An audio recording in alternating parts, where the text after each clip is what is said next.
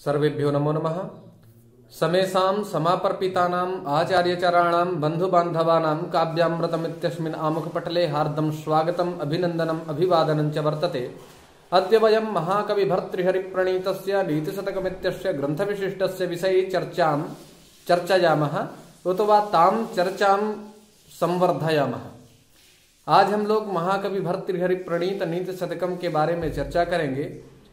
प्रस्तुत इस 6वें श्लोक में महाकवि भर्तृहरि जी निरूपण करते हैं कि जो दुर्जन व्यक्ति होते हैं, दुष्ट व्यक्ति होते हैं, उनको सन्मार्ग पर लाना अत्यंत दुर्लभ कार्य है, अर्थात अत्यंत दुष्कर कार्य है। इस भाव का निरूपण करते हुए कहते हैं कि अगर दुष्ट को कोई व्यक्ति सन्मार्ग पर लाने की चेष्टा करता है तो उन कार्यों की अपेक्षा कृत इन कार्यों को कर रहा है। कहते हैं, आइए ग्रंथ की भाषा में समझते हैं। व्यालम बाल मृणाल तंतुभिरसौ रोद्धुम समुजृम्भते छेत्तुम वज्रमणिं शिरीष कुसुम प्रान्तेन सन्नह्यति माधुर्यं मधुबिन्दुना रचयितुं क्षाराम्बुधेरीहते नेतुं वाञ्छति यः खलान् पथि शतां सूक्तैः सुधास्यन्दिभिः।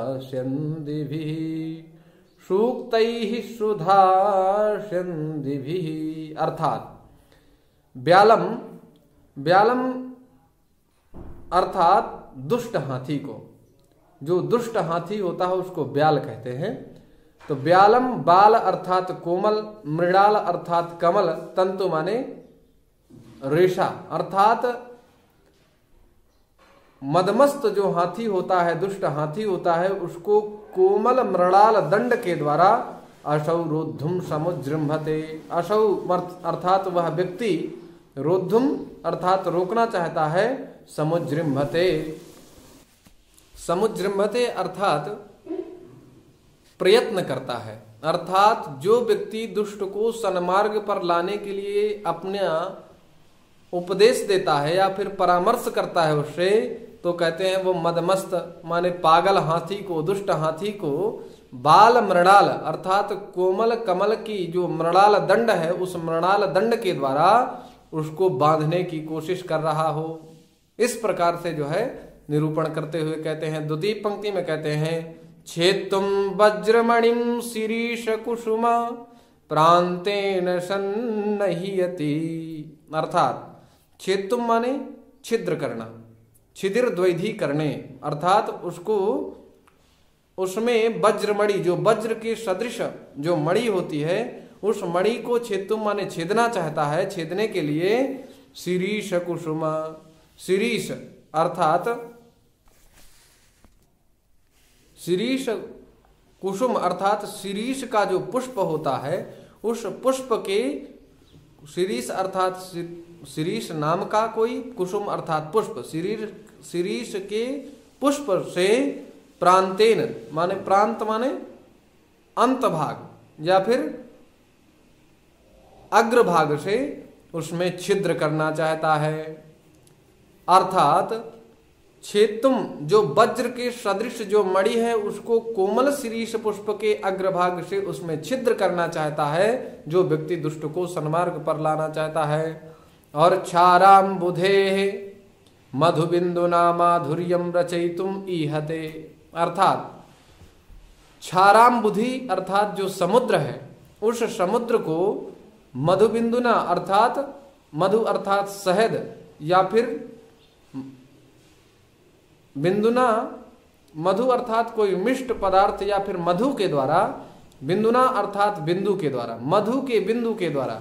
यहाँ पर मधु बिंदुना, यहाँ पर तृतीया एक वचन का निर्देश किया गया है। इससे सिद्ध होता है कि मधु की एक बूंद से माधुर्यम ईहते अर्थात उस क्षाराम्बुधि को एक बूंद मधु डाल करके उसको उस क्षाराम्बुधि को जो अत्यंत क्षार संपन्न जो क्षाराम्बुधि अर्थात समुद्र है उस समुद्र को माधुर्यता अर्थात उसमें माधुर्य लाने के लिए, उसमें सरसता लाने के लिए इच्छा करता है, चेष्टा करता है जो व्यक्ति सन्मार्ग पर, दुष्ट को सन्मार्ग पर लाने की इच्छा करता है।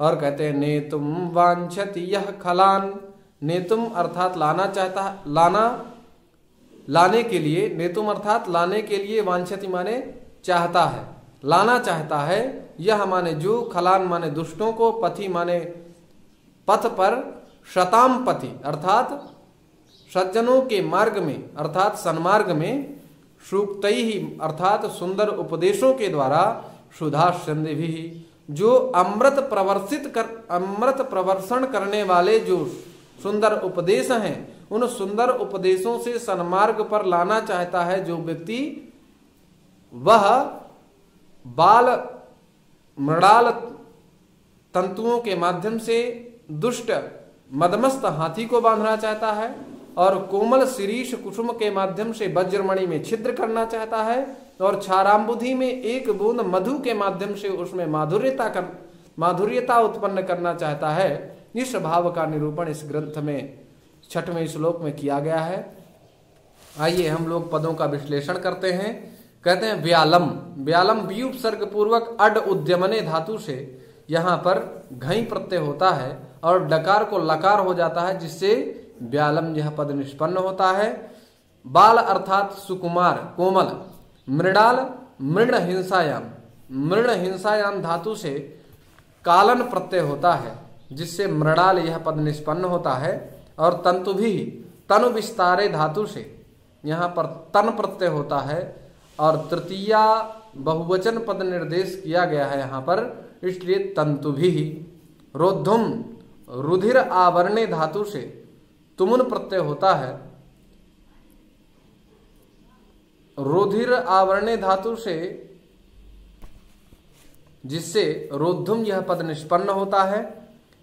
समुजृंभते, सम उपसर्ग पूर्वक उत उपसर्ग पूर्वक अर्थात उपसर्ग द्वय पूर्वक जृभी गात्र विनामे एक धातु है, जृभी गात्र विनामे, इस जृभी गात्र विनामे धातु से लट लकार प्रथम पुरुष एक वचन में जृंभते यह पद निष्पन्न होता है। छेतुम छिदिर द्वैधी करणे, ये रुधादि की धातु है, रुधादि प्रकरण की, तो छिदिर द्वैधी करणे इस धातु से यहाँ पर तुमुन प्रत्यय होता है, जिससे छेतुम यह पद निष्पन्न होता है। मणिम, मणिम में मण शब्देचा ये धातु है, इस धातु से इन प्रत्यय होता है, जिससे मणि यह पद निष्पन्न होता है। शिरीष श्री धातु से ईसन प्रत्यय होता है, जिससे शिरीष यह पद निष्पन्न होता है।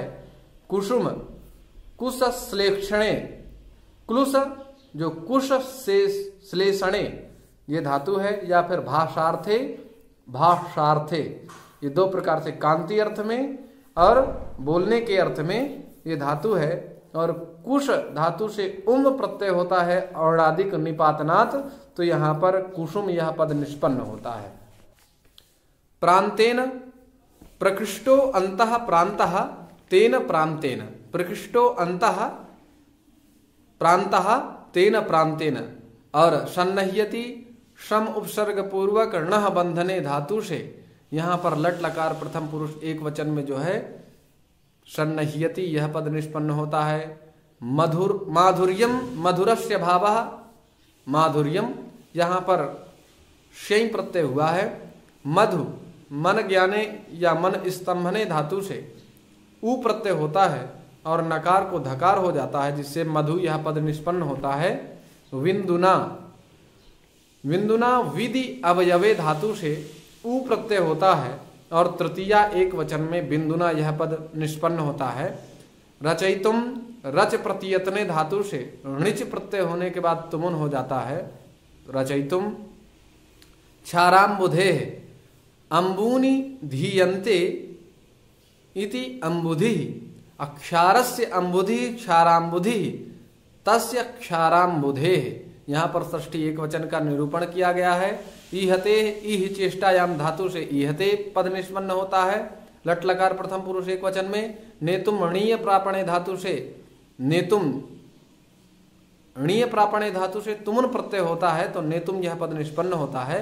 वांछति, वाछि, काछि, माछि, ये 3 प्रकार की धातु इच्छार्थ में है और लट लकार प्रथम पुरुष एक वचन में यह वांछति पद निष्पन्न होगा। यद शब्द से यह बनता है। शताम, अश भुवि धातु से क्षत्रि प्रत्यय होता है और षष्ठी बहुवचन में शताम यह पद निष्पन्न होता है। खलाम, खल संचयने या खल संचये, संशये या खल चलने, इस खल धातु से अच प्रत्यय होता है और द्वितीय बहुवचन में खलान यह पद निष्पन्न होता है। पथि गतौ धातु से आधार में घई प्रत्यय होता है, लेकिन यहां पर आधार अर्थ में का प्रत्यय हुआ है तो पथि यह पद निष्पन्न होता है। सूक्तै ही सु उपसर्ग पूर्वक वच परिभाषणे धातु से भाव अर्थ में अक्ता प्रत्यय हुआ है और तृतीय बहुवचन में सूक्तै ही यह पद निष्पन्न होता है। संधिभि संदु प्रश्रवणे, इस धातु से भाव अर्थ में घई प्रत्यय होता है और तृतीय बहुवचन में संधिभि ही यह पद निष्पन्न होता है। इस प्रकार से हम लोगों ने इस श्लोक में समागत जो विविध प्रकार के प्रातिपदिक हैं उन प्रातिपदिकों के बारे में जाना। आशा है आप सभी लोग इस व्याख्यान के माध्यम से लाभान्वित हुए होंगे। अतः आगे की प्रक्रिया आप स्वतः कर लेंगे, मुझे बताने की आवश्यकता नहीं है। इस भाव से सभी लोगों को पुनः नमो नमः, सुप्रभातम, हार्दाः शुभकामनाः।